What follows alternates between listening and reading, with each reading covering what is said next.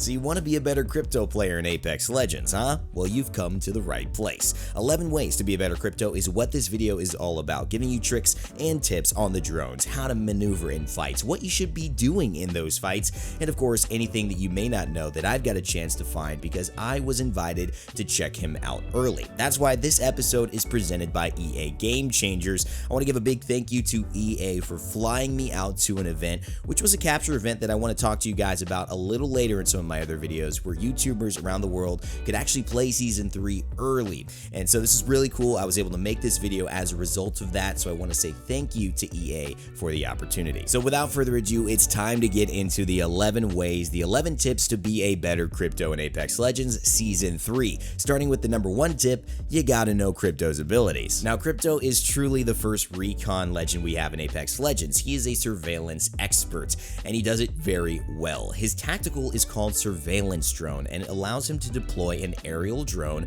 and go into the camera view of the drone and see what's happening around the fight. However, there are some aspects to this that you do have to pay attention to, because if it is destroyed, it takes 40 seconds to come back. His passive is called Neuralink, and that allows Crypto and his teammates to see what his surveillance drone sees up to a 30-meter distance. However, that means that Crypto has to get closer to his enemies than he probably would like and make that drone a little bit more susceptible to being destroyed. We'll talk about that in one of my later tips. It is a huge part of playing against and as Crypto that you'll have to learn to maneuver. And if you weren't sure if it was a drone or an EMP that would be his ultimate, guess what? It's both. You take the drone and you fly it into the area you want to blast with an EMP. It has pretty much a vertical and horizontal radius, so it will hit a lot of things even outside of buildings, and it will allow you to destroy all traps and slow players and do 50 shield damage. That means take away a white shield completely, take away 2/3 of a blue shield, and take away half of a purple or gold shield. It also means that you're going to slow enemies and teammates, which many people don't understand. Very much like caustic gas, your teammates will be affected, although no damage or shield will be taken away. What does that mean to you? It means we're speeding up Apex Legends, y'all. Leave a like for that. It means that you're sending that drone into these fights where Watsons and Caustics are bunkered up and have their fences around, and you're destroying everything. You're slowing everybody, you're taking away their shields, and then you're on the offensive. So now that you know Crypto's abilities, it's time to start learning those tips. Let's talk about the passive Neuralink. Like I mentioned, you're going to have to get close to enemies to get your teammates in the vision of your drone. However, if you're able to do so, you will gain some incredible tactical information in a fight. The problem is your enemies will also know they're being detected. What does this mean? It means it's going to put them on high alert, and they may decide to play differently, not push, or worse, look to try and find your drone and shoot it out of the sky. Now, I do have some more information coming up later in the video about where exactly to put that drone so that it makes sense for you and your team, and you can get vision while also keeping it alive. But for now, I want to just say that this passive is probably one of the stronger abilities in the entire game. Try to utilize it as much as possible. I've thrown my drone up into an area, gone back into the fight, and I've gotten pinged from the drone that enemies were approaching my backside, or maybe they were approaching the front trying to climb up out of a hole I hadn't imagined they were. It's such valuable information that I think this is going to be one of the biggest game changers in all of Apex Legends Season 3. The third tip in this video is actually about the range of the drone. The drone actually has a limited range, and if you try to travel outside of the range with the drone vision, you will actually stop. It will go into a red fluttery camera state, and it will stop moving. What you have to do after that I didn't figure out until now is basically close your drone and then run towards it. Get back into range with your physical body because you can't get your drone back. The other option is to recall it, but unfortunately you have a bit of a cooldown if you do it that way. So I would suggest maybe walking closer and then flying it back to you. Now, the number 4 tip is to juke with your drone. What does that mean? It means to learn how to maneuver left, right, up, and down when you're in the fight or when you're trying to surveil an opponent's area. When they're going to be detected, they're going to notice your drone is there. It also makes a pretty big hovering sound. So it means that you have to learn how to fly it with the intention of being defensive, with the intention of actually dodging bullets. Don't think you're in the Matrix, but I mean, think you're trying to be in the Matrix. Think you're auditioning for the action role of Neo in the Matrix during the bullet scene. You don't have to do it perfectly, but if you just run in a straight line, you are going to be easy fodder. When this drone is moving, it can pick up some speed and be very difficult to hit, so try to make it as difficult as possible for those enemies while you're flying around. And we'll talk about the EMP in a second as well, but the EMP is when it slows down and is the loudest and is the most vulnerable. It can still be destroyed up until the very moment the EMP goes off. So you want to continually find those jukes, get some speed, and then unleash that shockwave. Now, talking about placement into our number 5 tip, I found that going high up against a wall is actually one of the smartest and best places to put your drone. What I've found is that if you can go high enough up to where you're out of their line of sight and they literally have to turn vertically up to see it,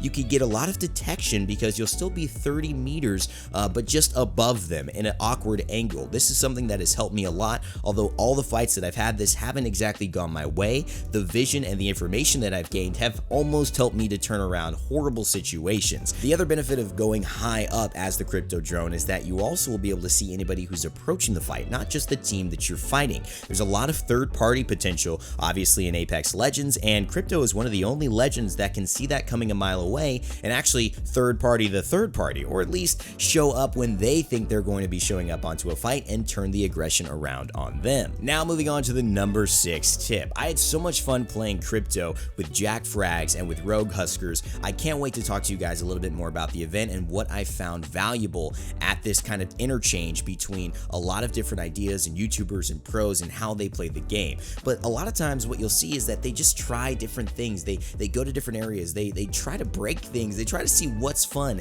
And I found this really fun trick that I'm not sure many people know about. And it's that you could actually use the train for a little bit of extra speed. If you dip down underneath the top of the train, you can almost draft inside of the wind seam, so to speak, of the train as it's moving, and when you leave out of it, you will gain an initial burst of speed. Now, this may not be impactful for many situations, but it will be impactful if you're trying to fight on the train and you need to get an EMP off. One of the biggest things that shuts down the EMP is not having enough speed or not being able to get to your target before they shoot your drone. But if you use this kind of wind drafting technique, you're actually going to be able to get to them without them being able to stop you. It's pretty fun. I thought I'd show it off. There's probably some other implications and applications for it within the game, but this is at least one that I think everybody should know about that's probably a little more hidden. Number 7, mid-fight droning is dangerous. Try not to do it, or if you do it, have a plan. Now, because you can get so much information on the drone, it's a little addicting, and you may want to do it even mid-fight to see where enemies might be approaching, or just put it in a good spot so you can get some info if the fight does lean towards that area. However, if you try to do it at the wrong time, when you're under pressure and maybe someone's already shot at you, you could be setting yourself up to die. Crypto is a surveillance expert, but it's hard to do surveillance on the front lines. You do need a little bit of protection,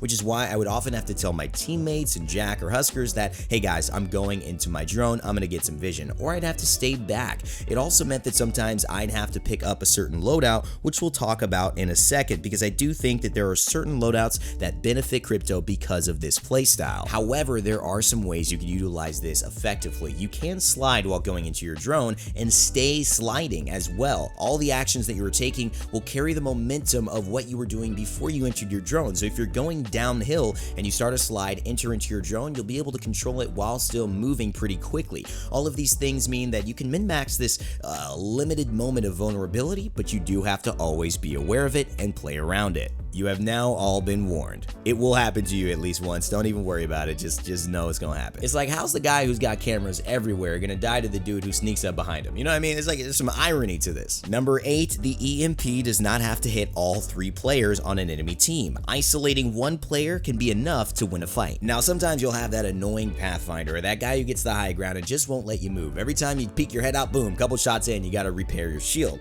I had that in the game with crypto, and I decided, hey guys, I'm just gonna EMP this person. I don't need to wait till their whole team is grouped up. I'm just gonna EMP that dude who's giving us trouble. What ends up happening is he has to fall back, he gets slowed, he loses his shields, he's on the defensive. Now we could push the entire team, and we actually gained an advantage in that fight and ended up winning. Those are the moments that singling out a player or the most troublesome player with an EMP can actually have a bigger impact than trying to wait and use it when all 3 are grouped up. It also means more chances of a successful EMP in 2 regards. One, people don't expect solo EMPs very often, and you're going to come to understand that that is going to be a little surprising for people, and they will not expect to be singled out that way. Secondly, they won't have as many eyes on the drone, it won't have as many shots to try to take it down before the EMP goes off. So it's a pretty good strategy that I found to work again and again. Number 9, the drone can open doors and loot bins. It could also be very courteous courteous and open doors for your own teammates if you're trying to joke around like I did a little bit in the event. It was very funny because not only does this have a just very fun application where you could see what loot is around you or fly out to an area you might want to loot, see if anything's in there, find out it's not, and then just start walking the other way, but you can also literally open yourself up to get into a building, maybe reposition your drone for more vision or for a better EMP or a safer EMP. Another application of this is it can close a door onto an enemy that's trying to approach from a different angle. You can have one door with your body locked and then obviously close a door from the other side without having to move from the door that you're blocking with your body. So this could be very helpful in trying to maneuver those close in-house fights where people are trying to siege from different angles. Also, it will not pick up any of the loot, so if you do want anything that you see, you unfortunately have to walk over there. But hey, it's doing a lot of the work. Now, number 10, one of the most important tips. I told you we talk about this, the loadout for crypto. What weapons should you be using for crypto? This is something that if you are still here in the video watching, I want to say thank you for supporting, leaving a like, leaving a comment, but also thank yourself because this is very, very important information and I think makes a big difference as to how successful you are in your games as crypto. One thing crypto needs is a long-range weapon, whether it's a new Hemlock, whether it's the Anvil Flatline, whether it's an R301 with Anvil as well, or whether it's a Scout, a triple take, a charge rifle, or a longbow, heck, even a wingman. He needs to be able to take advantage of the scouting report that he is in turn providing to himself and his teammates. If you could see someone from 300 yards away and your drone can ping them exactly where they are and highlight them in red, you gotta be able to capitalize on it. Otherwise, you're giving away one of the biggest advantages you inherently have as a legend. In the middle of a chaotic teamfight where peacekeepers and R99s and things like that rule the world, crypto essentially loses all his value because he can't take his drone out and he can't EMP as a result, and he can't use his passive because his drone's not surveilling anything because it's not in position. So all of these things mean that crypto has not really done what he needed to do. He is a sniper surveillance expert. This guy hides in the shadows far away, helps his teammates make better decisions, gives information onto enemies, but also has the ability to follow up from that distance. If you put him with a Peacekeeper R99, you're either going to have great weapons and not a lot of crypto usage, or you're going to have great crypto usage and not a lot of great weapons. Running a secondary that has some mid-range or close-range applications could be good, but you may want to consider running something like a longbow and then an R301 or an R99 or maybe a Hemlock into a charge rifle, something that can be utilized up close if you need to, but also two very good long-range options to take advantage of what he's going to do better than everyone else, which is see you coming from a mile away. And the number 11 tip in this video, which I struggled with a little bit to try to find the best way to describe it, but it is to communicate and take advantage of the information that you have.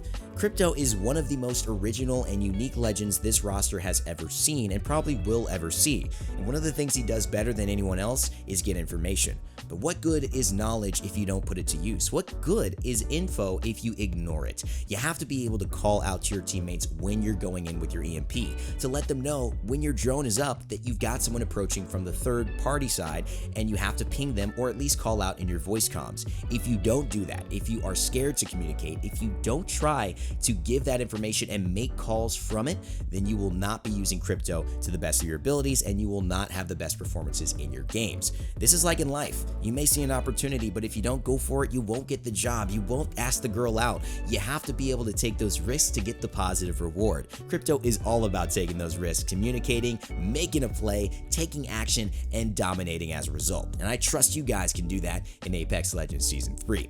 Thanks so much for watching. If you enjoyed it, leave a like, turn the notification bell on for a lot more content coming very, very quickly. Subscribe to let me know you like what I'm doing. And as always, never give up, never stop gaming. And I will see you all next time.